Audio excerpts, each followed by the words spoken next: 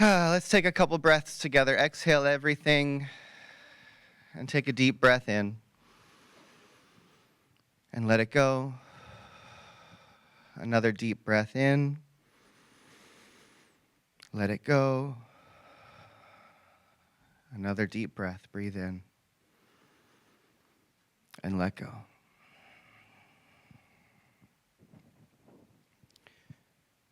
So, as you may or may not know, I am Reverend Elisha Christopher. I'm the spiritual director here at this Center for Spiritual Living. I'm going to tell you something that is probably more important now than ever before, is that I use they and them pronouns. And my ancestors were immigrants. They came to this country from Ireland, Scotland, Austria, and Holland. We're going to keep affirming that truth. You know, folks, as Shira was reading our diversity statement, our inclusion statement that we read here each and every week, that we've been reading for years now, it brought me to tears. You know, I think that it's been a few years now we've been doing these practices, simple little practices of acknowledging the indigenous people and those who came here before us, acknowledging our ancestors, introducing our pronouns, reading these diversity statements. And I know for a long time, a lot of us were like, why are we doing this? Do you understand now why it's important to do this, right? And I'm on a team with Centers for Spiritual Living called the Sacred Activism Task Force for our global and national organization. And our spiritual leader, Dr. Sunny Cantrell-Smith, said in our meeting this last week that Centers for Spiritual Living as an organization is doubling down on our stance for diversity, equity, and inclusion in the face of all that is unfolding in our nation right now. And that when organizations are cowering and running and stripping DEI and pronouns and land acknowledgments and all these things from their organizations, we are going to do the opposite. We are going to stand up louder. We're going to make our stance more visible. We're going to speak it with greater truth. And that is our work, right? Is to stand in that, is to hold that.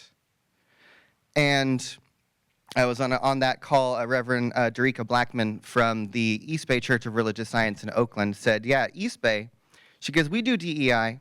We're stepping it up. We're adding justice. We're going to mix it around a little so we have justice, equity, diversity, and inclusion because we are Jedi. And we use the force of love. We use the force of truth, the force of power, of presence, of oneness, right? And so that's going to be our call, that we are Jedi. We stand for justice, equity, diversity, and inclusion, right? That is who we are. That is how we express our oneness. Because the truth of oneness is our multiplicity, is our individuality, is our diversity. That's the oneness. That's where the power lies.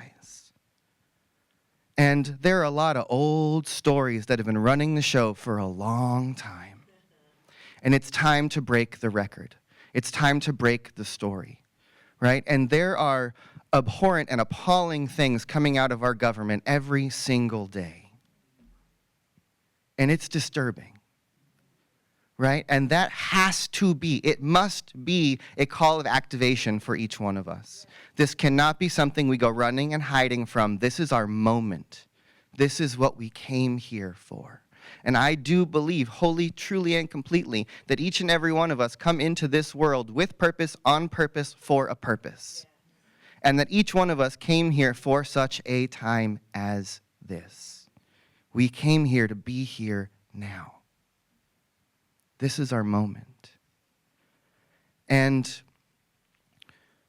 when things get thrown up in the air, when things get disturbed, when things get rearranged, the only thing our work is to decide what we're going to do with it, how we are going to work with what's in front of us. We can't always change what's happening, but we can change how we respond to it, how we be with it, how we be in it, right? How we approach the situation. And I'm calling on all of us to find our power in this moment, not only in the transition of our nation, but I've also been thinking a lot about what's going on with our particular community here in Santa Cruz of this Center for Spiritual Living. We have a big decision to make today about the future of our property on Felt Street and how we want to be and operate as a community. And the thing that keeps coming up for me is that we really have two paths in front of us. One is to hold on to what we know and try to fix something that might feel a little bit broken, even though we absolutely loved it and it served us for a very long time.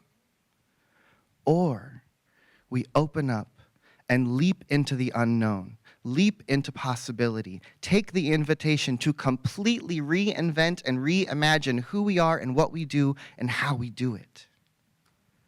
Right? And to me, that feels like an invitation. It feels like an opportunity. It feels like an opening, and that we're being forced to imagine what we could be in a way that we never would have if we didn't have to.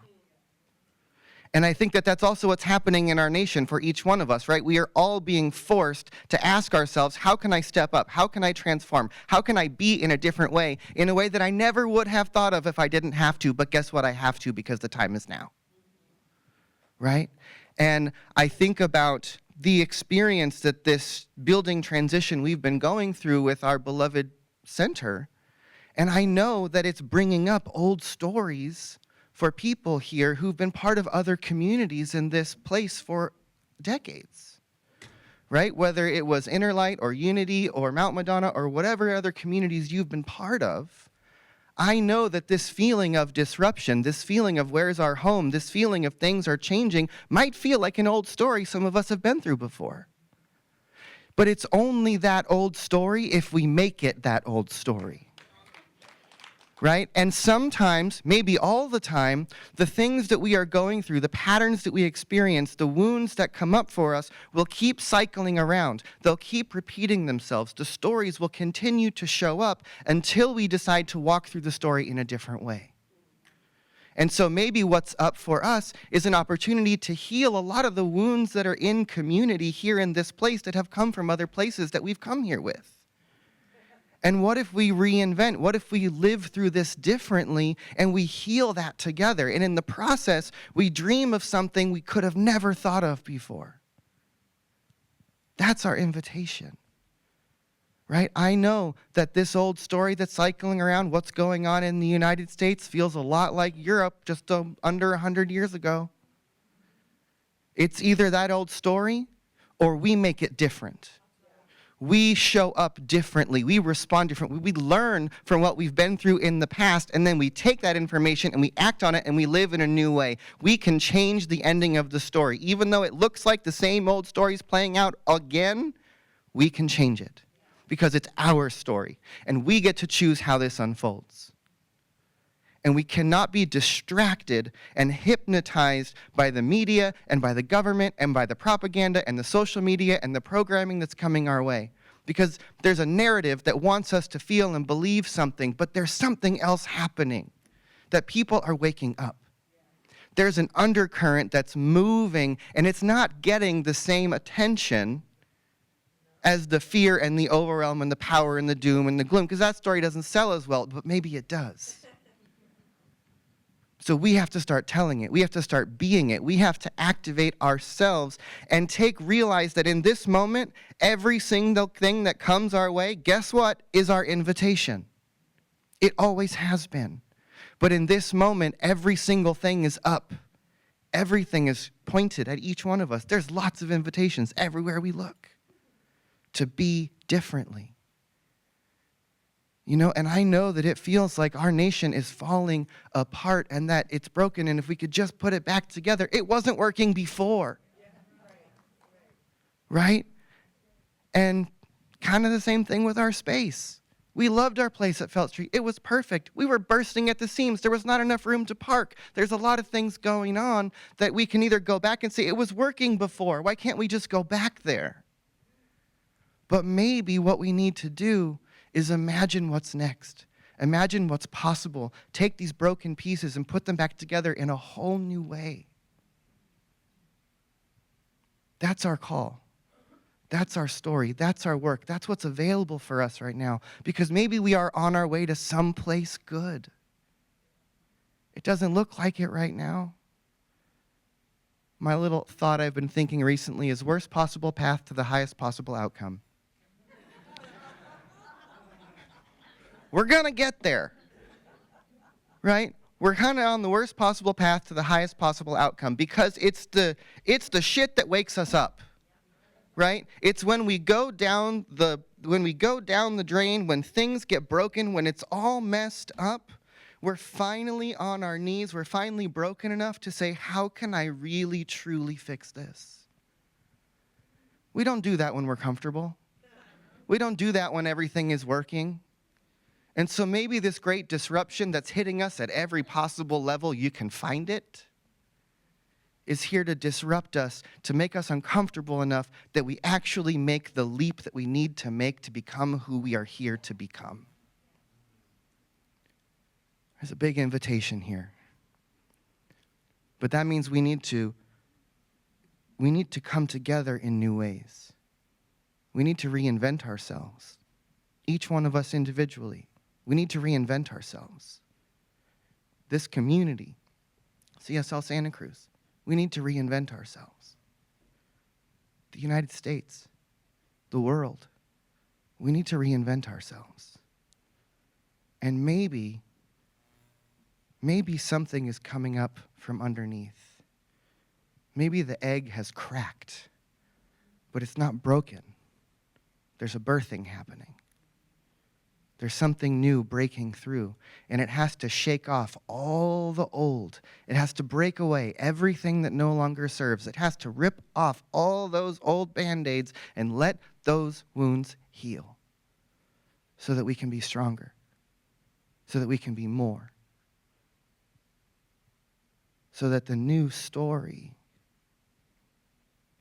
the new vision, the possible begins to capture our attention. We've been saying for years now that we are a community dedicated to possibility. Now we really get to practice that in a whole new way. You know, I have said over and over and over again, I do not teach positive thinking. I teach possibility thinking. I'm not here to tell you to smear good all over it and not look at what's going on, but to look at what's happening and find the pathway to the possible through all that is unfolding here. That is our work. Take a deep breath. And if it's comfortable for you, close your eyes as you take another deep breath in and go within. And let us just breathe together.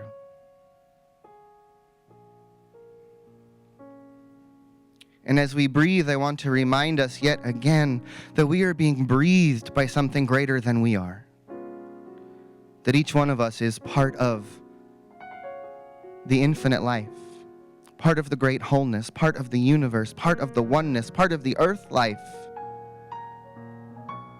That we are being breathed, we are being lived, we are being animated by a force, by a power, by a source, by a presence that is so much greater than we are. And that indeed that one life, that one power, that one presence is living and breathing in, through, and as each and every person. Each and every one of us. That our task is to breathe into that deep truth of who we are and allow that infinite mind to work through us.